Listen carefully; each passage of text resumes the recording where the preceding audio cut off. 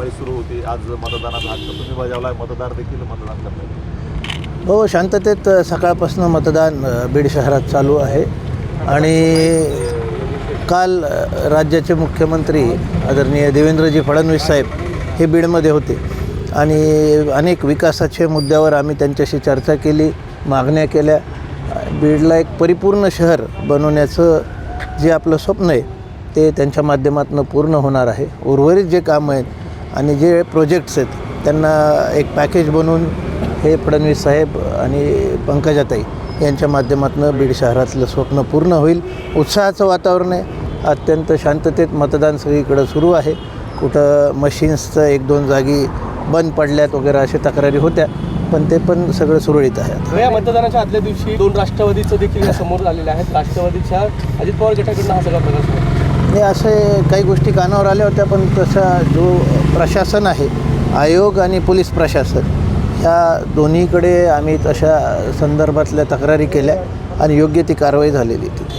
Bogus आधार काढतात काय नेमकं हा सगळं प्रकार? नाही, अशा काही भागात बोगस ID कार्ड तयार करणं, त्यावर वेगळे वेगळे फोटो लावणं असे प्रकार कानावर आले होते आणि त्या गोष्टी सगळ्या आम्ही आयोगाला आणि पोलीस प्रशासनाला बोललो.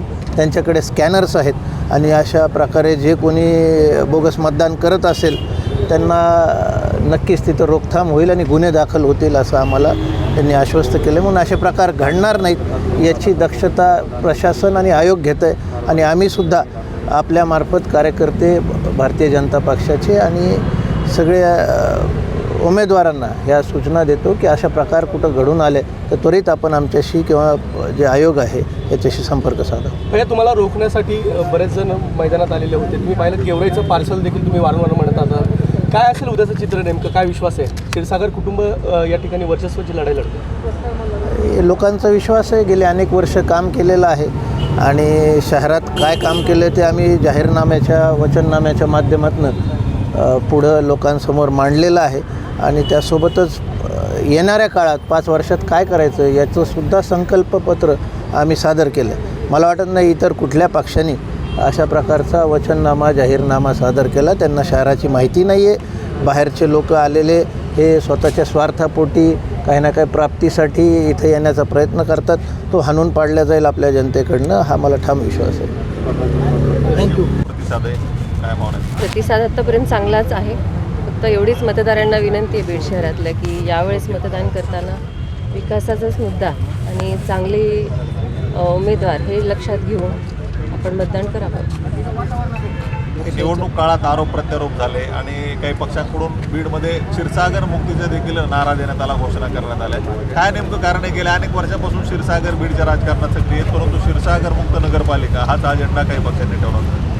मी आधी सांगितलेलं आहे, क्षीरसागर म्हणजे काही फक्त कुटुंब नाही आहे. क्षीरसागर म्हणजे आपले सगळे कार्यकर्ते, सगळी जनता जी आत्तापर्यंत आमच्या सोबत राहिलेली आहे आणि सगळी जनता आपल्या सपोर्टमध्ये असल्यामुळे आम्ही इथे 35 वर्ष नगरपालिका चालवू शकलो आणि त्यांच्याच आशीर्वादाने आम्ही पुढेही त्यांच्या साथीनेच पुढे जाऊ. त्यामुळे क्षीरसागर मुक्त ही कन्सेप्टच चुकीची आहे. ही बीडच्या जनतेच्या अस्मितेचा प्रश्न आहे.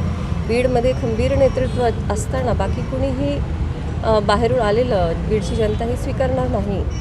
संपूर्ण निवडणुकीमध्ये तुम्हा दोघा पती पहा, आम्ही दोघं वाईट प्रवृत्तींना रोखतोय. बीडमध्ये वाईट गोष्टींना वाढू देत नाही. आम्हाला भूमाफिया नको आहेत, आम्हाला भ्रष्टाचार नको आहे, आम्हाला विकास करायचा. त्यामुळे आम्हाला विरोध तर साहजिक आहे होणारच. उद्याचं चित्र हे बीडच्या जनतेच्या हातात आहे आणि आम्ही होपफुल आहोत की उद्याचं जे चित्र असेल ते आपल्या बाजूनेच असेल.